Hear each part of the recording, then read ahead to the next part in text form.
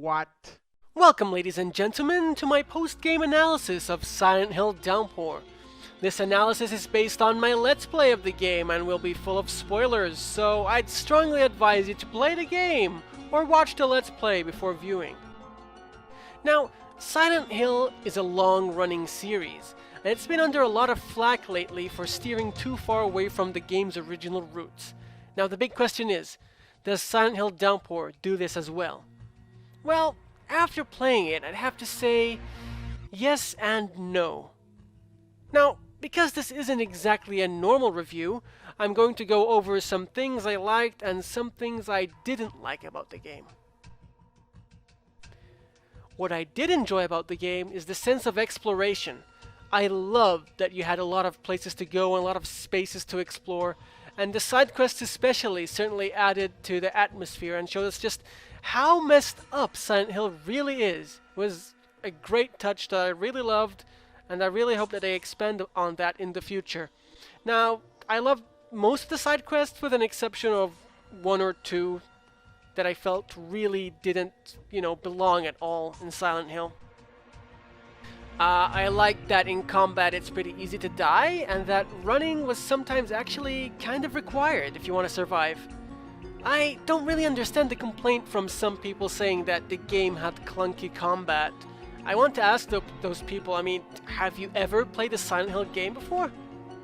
The combat is not the main focus on the game, and almost every Silent Hill game had horrible combat mechanics.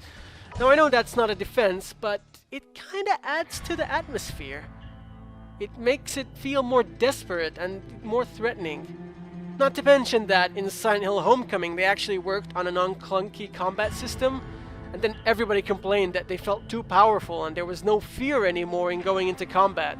So the bottom line is, you can't really please everyone. There's always gonna be somebody that's going to complain, so do what you want. The storyline started out kinda slow and was a bit confusing at first, but by the end of the game it all came together in what I felt was very satisfying. It felt good when you saw everything click together finally, and you just, got it, that one moment where, that epiphany where everything became clear. The other world in this game had some of the most unique and enjoyable set pieces I've seen for a while. The sections where you're not being chased by the vortex or Satan's disco ball, whatever you want to call it, were fantastic. I didn't like the vortex sections too much. First time, second time they were okay, but then kind of got a bit, repetitive. And it wasn't so scary anymore, more than, oh, should I go right or should I go left? But the St. Maria's Otherworld was fantastic. Easily one of the best parts of the game. Creepy and incredibly fitting for a Silent Hill game. Now on to the parts that I didn't like so much. Now this is my biggest gripe with the game. I think this is, a lot of people share this gripe. It's that the enemies, they're just so incredibly boring. They don't seem to fit at all in a Silent Hill game. They're all humanoids with slight variations.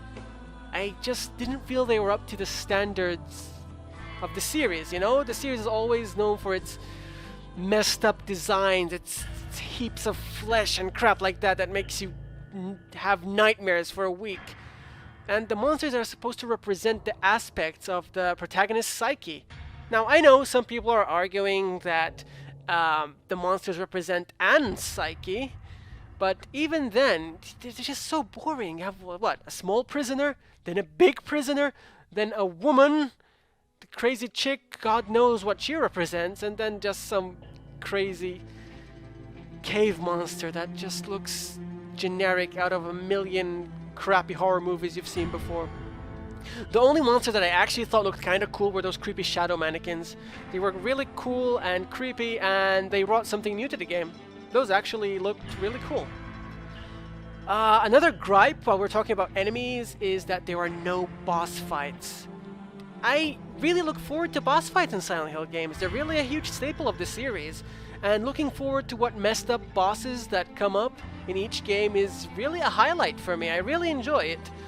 But the only quote-unquote boss fight we had was that stupid tentacle wheelchair dude. And he was more of a puzzle than an actual boss fight. It was kind of annoying too. It wasn't really fun to do. I felt that the game had too many characters, like too many characters that had nothing to do.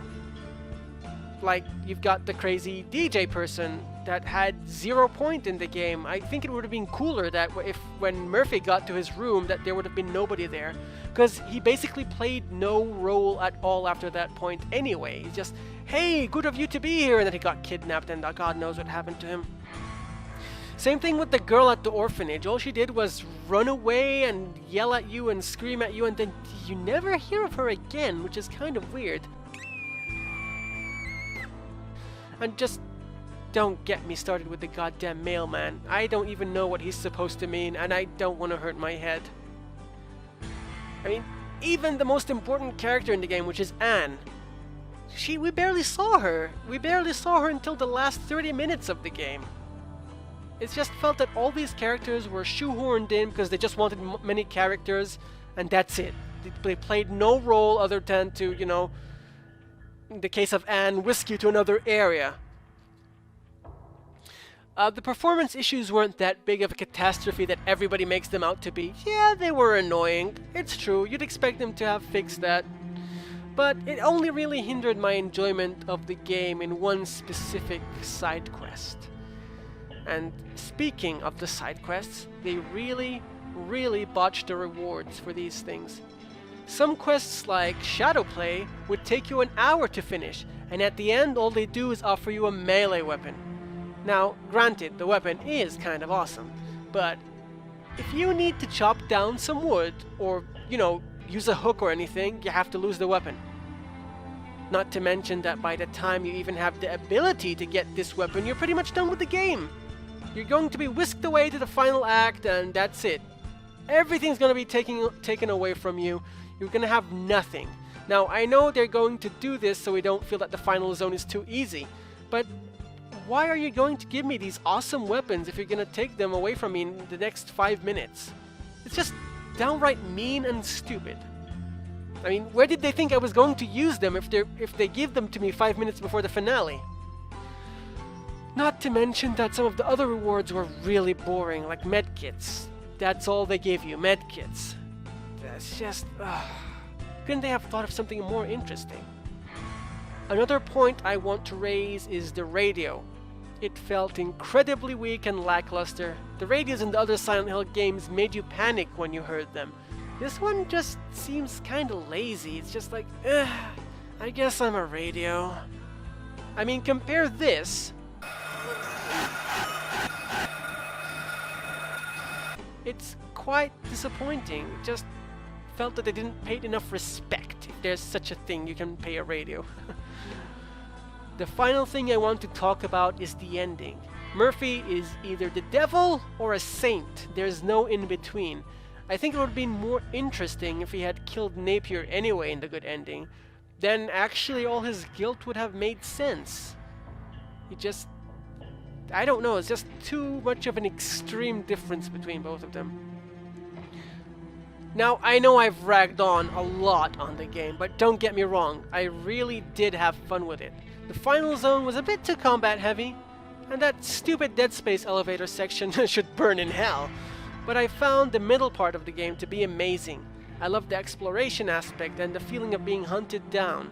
But even though I must admit that the cop cars felt kinda stupid and out of place for a Silent Hill game. I mean, what, are monsters driving around town? What next? Are they going to be at donut shops? But I'm sorry, I'm rambling. I had fun with the game, and I hope you had fun watching it as well. I'm not going to give it a numbered score because I don't believe you can simplify a game into a digit or two. They're just too complex for that.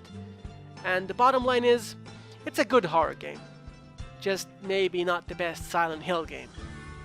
Thanks for listening, and I'll see you in the next Let's Play. Bye-bye.